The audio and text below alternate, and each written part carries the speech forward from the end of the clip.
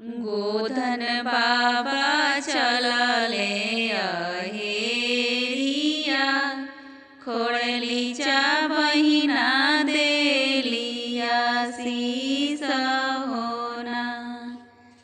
जियसुए मोरे भैया, जिया भैया लाख बरिस होना।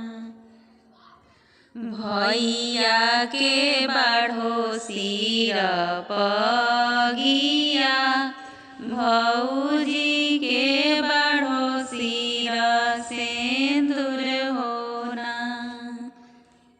चलले सब भैया लोग अहेरिया, सब बहिना लोग देबेलिया शीस होना।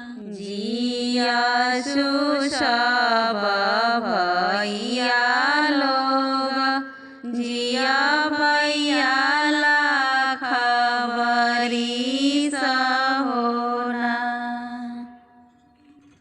भैया के बाढ़ो सिर पगिया, भौजी के बाढ़ो सिर सिंदूर होना। भौजी के बाढ़ो सिर सिंदूर होना। उठा हुए देवा उठा हो, सुतल भइले छओ मास। सुतल भइले छओ मास, तोरा बिना ए देव बारी कुंवार। बियाहल ससुर नाही जास, बियाहल